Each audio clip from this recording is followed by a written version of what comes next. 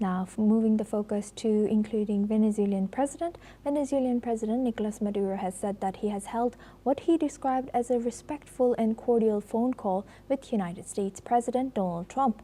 About 10 days ago, a conversation he is framing as a possible opening for renewed diplomacy. Speaking during a televised address, Maduro has said that if the call signals steps towards respectful dialogue between the two countries, then both dialogue and diplomacy are welcomed.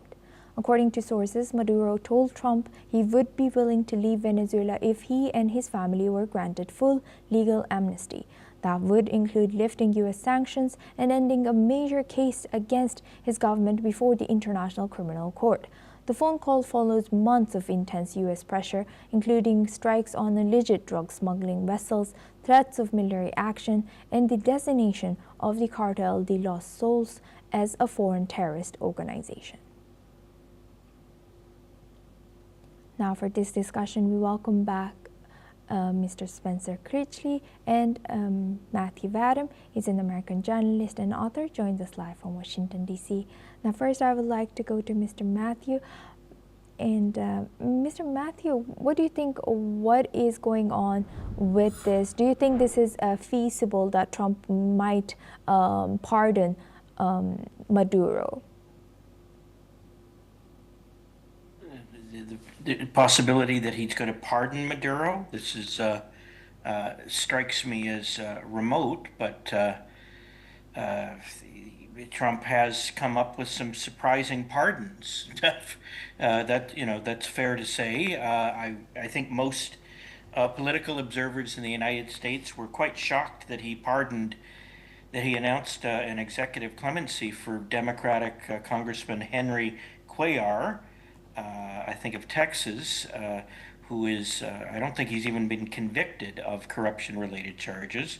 He's merely under indictment, and yet Trump cleared him, saying that he was treated unfairly by Biden, and I'm not sure if there's much by President Biden, and I'm not sure if there's anything beyond that, because I haven't seen any explanation for any sort of any legal rationale for the pardon. So anyway, not to get off too far afield on that, but it's when enemies talk, there is sometimes a discussion of forgiveness, of legal forgiveness for what they did, and so I would not be surprised if this discussion is happening, but I don't.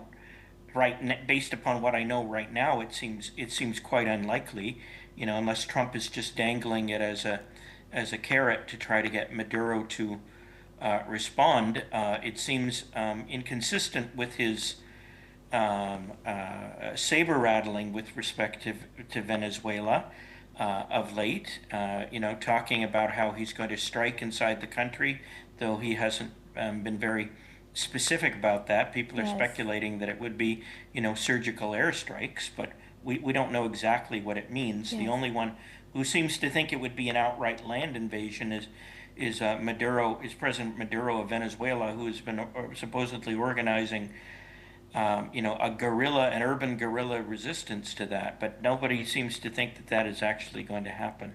And thank you, Mr. Vadum, for sharing that. Now, bringing Mr. Critchley back to our discussion. Mr. Critchley, what do you think? What is Trump's motive here? Is it again business deals? We can only speculate, of course, because we cannot trust a word Trump says, unfortunately, about this. It's clearly not about any serious effort to control the flow of drugs into the United States, since Venezuela ranks low on the list of sources, especially fentanyl, which it produces none of. And yet that's supposedly the principal reason for all of this aggression. I think that it's reasonable to assume it's part of Trump's imperial ambition. Looking to the north, he clearly is serious when he says he would like to take control of Canada and Greenland. As absurd as those ideas seem to be, turning to the south, he's talked about staging invasions of Mexico against the cartels there, taking back the Panama Canal, And as he continues south to South America, the first nation he runs into is Venezuela.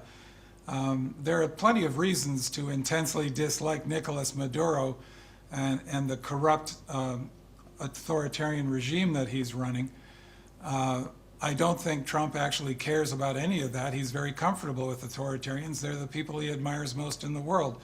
And if they're crooked, so much the better. I think many of these pardons we've seen that my colleague just mentioned are probably motivated, at least in part, by a sense of group solidarity for Trump. These are his people, after all. But I suspect that what he really wants in Venezuela is to replace Maduro with somebody who will serve as a client of the United States and, first of all, give the United States access to Venezuelan oil and gas. Right. Yes, with that, I would like to thank Mr. Matthew Wadham and Mr. Spencer Critchley for both joining us today and sharing that insight with us on NewsX World. Now we move